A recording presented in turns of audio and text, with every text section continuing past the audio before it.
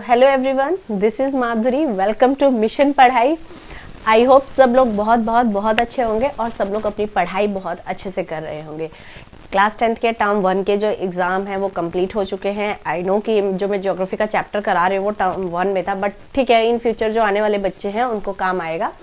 मेरा एक 10th का जो सेकेंड टर्म में हिस्ट्री का जो चैप्टर है नेशनलिज्म इन इंडिया, तो वो कंप्लीट है। उसकी कंप्लीट जो वीडियोस की सीरीज़ है वो है, आप देख सकते हैं। आपको जो भी टॉपिक आपको लगता है आपको क्लियर नहीं हो रहा है, आप वहाँ से क्लियर कर सकते हैं। तो मैंने जो ज्योग्राफी का लास्ट चैप्टर, फर्स्ट चैप्टर का जो लास्ट टॉपिक कंप्लीट किया था, अब मैं उसके आगे से यहाँ से शुरू करती हूँ। लैंड रिसोर्सेज से हम पढ़ेंगे, ठीक है। रिसोर्सेज एंड डेवलपमेंट में हमारा एक टॉपिक है लैंड रिसोर्सेज। लैंड क्या है? धरती, ज़मीन, भूमि, ठीक है, जिस पे आप रहते हैं। तो लैंड तो सबसे बड़ा रिसोर्स है।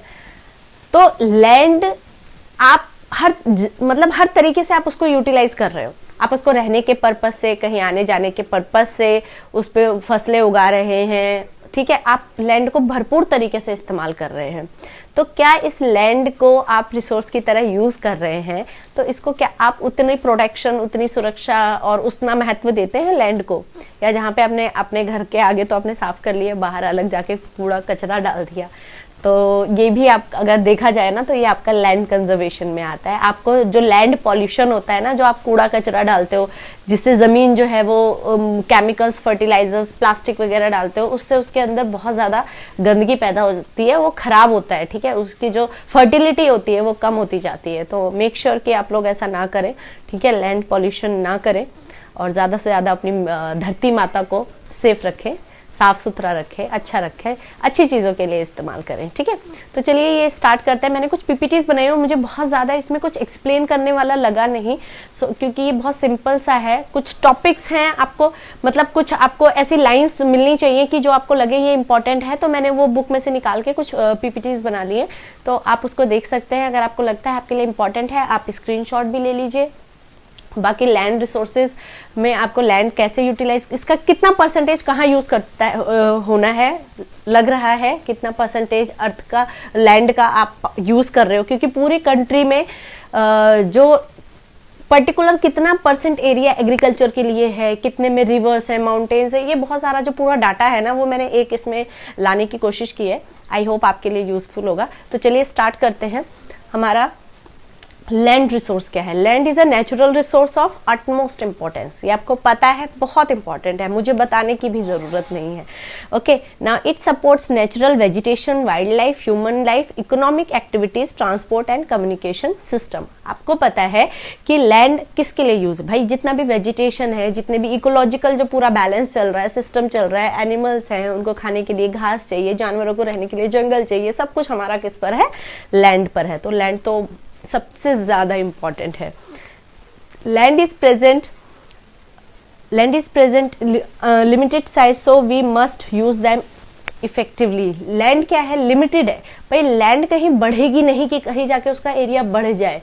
हमारे पास लिमिटेड है, तो आपको उसे बहुत सोच समझ के और अच्छे तरीके से यूटिलाइज करना है।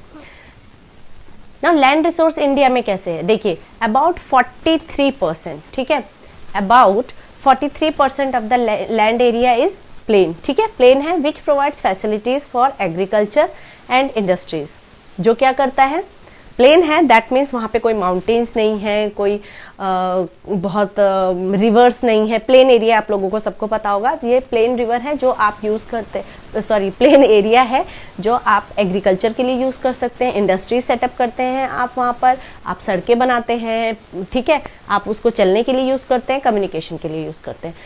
About 30% of the total surface area of the country, मतलब हम अपने भारत देश की बात कर रहे हैं, कंट्री आर माउंटेन्स, ठीक है। उसमें क्या है? 30% एरिया में माउंटेन्स है, which ensure perennial flow of some rivers and provide facilities for tourism and ecological aspects. अब ये क्या है?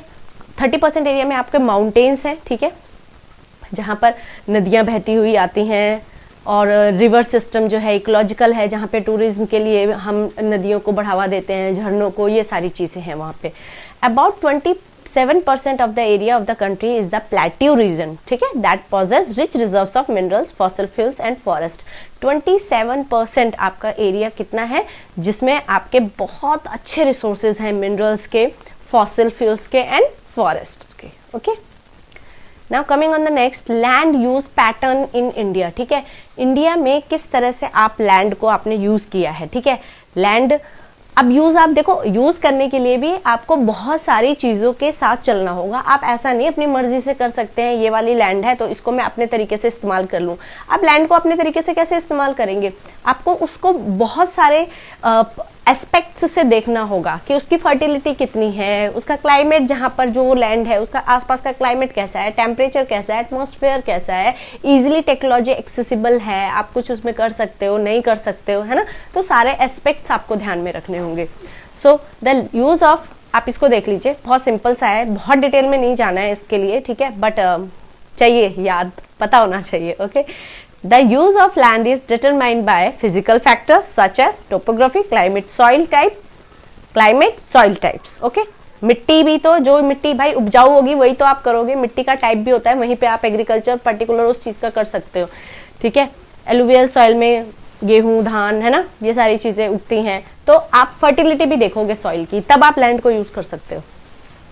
ह्यूमन फैक्टर्स भी अफेक्ट करते हैं लैंड को, ठीक है, such as population density, technological capability and culture and traditions extra.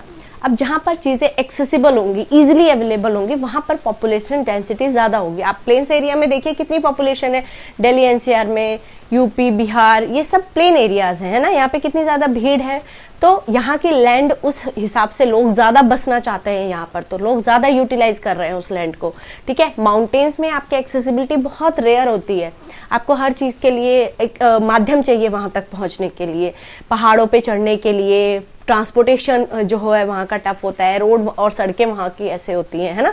तो ये बहुत एक फैक्चुअल चीज़ है कि जहाँ आपको एक्सेसिबिलिटी मिलेगी, अवेलेबिलिटी मिलेगी, चीज़ों को ईजिली एक्सेसिबल होंगी चीज़ें, वहाँ पे लोग ज़्यादा प्रेफरेंस करते हैं रहना। Okay, land use data however is availability only for 93% of the total geographical area because the land use reporting for most of the northeast states except Assam has done fully। आप north, अगर हम data पूरा उठाते हैं तो north east के बहुत सारे एरियाज ऐसे हैं जहाँ पर हम टेक्नोलॉजिकली एक्सेसिबल नहीं हैं, वहाँ पर मतलब एक्सेस करना, पहुँचना, क्योंकि इतने पहाड़ हैं और नेचुरल जो वहाँ का क्लाइमेट है, कई बार बहुत ज़्यादा ठंड की वजह से आप वहाँ पे नहीं जा सकते हो, ठीक है। पहाड़ी रास्ते ऐसे होते हैं जहाँ पे आप एक्सेस नहीं कर सकते हो। असम में काफ़ी रिसोर्सेज को यूटिलाइज कर लिया गया है, वहाँ पर लैंड को यूटिलाइज कर लिया गया है, बट बहुत जगह ऐसी है जहाँ पे आप वहाँ की लैंड को नहीं यूज़ कर पाते हो, क्योंकि एक तो माउंटेनियस है, ठीक है, पहाड़ों पर है, फिर वहाँ पर पूरा प्रॉपर सेटअप करना, वहाँ की मिट्टी कैसी है, बहुत ज़्यादा बारिश हो रही है, आप कुछ उगा नहीं सकते हो, फिर उन रास्तों से कुछ लेके आना, वो सब बहुत ज़्यादा डिफ़िकल्ट हो जाता है। तो वहाँ पे अभी पूरी तरीके से रिसोर्सेज जो हैं वो डेवलप, लैंड रिसोर्सेज डेवलप नहीं हुए हैं। Also some of Jammu and Kashmir occupied by Pakistan, some areas of Jammu and Kashmir occupied by Pakistan and China have also not been surveyed। अब देखो, आप लैंड रिसोर्स को भी कैसे, तो वो लैंड आप नहीं यूज़ कर सकते हो जो अभी विवादित चल रही है, जिसमें अभी कोई ना कोई एक कह सकते हो ना, आपने जैसे जम्मू कश्मीर में कुछ एरिया जो है, जो पाक ओवर कश्मीर है, वहाँ पे कुछ एरिया जो है वो पाक के पास है हमारा ही पार्ट, बट आप उस लैंड को नहीं यूज़ कर सकते हो किसी भी काम के लिए। तो ऐसी कुछ लैंड भी हैं जो अलग हैं, आप उससे एक्सेसिबल नहीं हो, है ना। तो लैंड का जो पैटर्न है कुछ इस तरीके का है इंडिया में। तो बेसिकली आपको लैंड रिसोर्सेज याद रखने हैं कि कहाँ कहाँ पर आपने किस पर्पस से आप लैंड को यूज़ कर सकते हो। एग्रीकल्चर पर्पस से यूज़ कर रहे हो आप, रहने के ह्यूमन क्या है अपने रहने के लिए यूज़ कर रहा है, कम्युनिकेशन के लिए यूज़ कर रहा है, ठीक है, फॉरेस्ट, एग्रीकल्चर, इकोलॉजिकल बैलेंस, इन सब के लिए हमें एक प्रॉपर जो लैंड का हमें पार्ट वो देना पड़ेगा, छोड़ना पड़ेगा। आप हर जगह ह्यूमन अपना कब्जा नहीं कर सकता है ना, आपके हित में भी वही है। तो ये टॉपिक है लैंड रिसोर्स, इतना ठीक है। आई थिंक इससे बहुत डिटेल में अभी मैं आपको नहीं याद है, जितना सिलेबस में है उतना ही बता सकती हूँ, उससे ज़्यादा डिटेल में नहीं बता सकती हूँ। तो आज का टॉपिक यहीं पे ख़त्म होता है। अगर आपको लगता है कुछ भी नहीं समझ आया है या मैंने कुछ छोड़ दिया है या रह गया है तो प्लीज़ आप कमेंट सेक्शन में बताइए, और मुझे बहुत अच्छा लगेगा अगर आप कमेंट्स करके बताएंगे कि वीडियो कैसा लगता है आपको और किन टॉपिक्स पे और होना चाहिए। तो फिलहाल मेरा जो टारगेट यही है कि मैं सारे एनसीईआरटी की बुक्स जो है उसको कंप्लीट करूँ, ठीक है। तो आगे और कोई भी मुझे अच्छा टॉपिक मिलेगा तो मैं ज़रूर बनाऊँगी उस पर video. Thank you so much, have a nice day.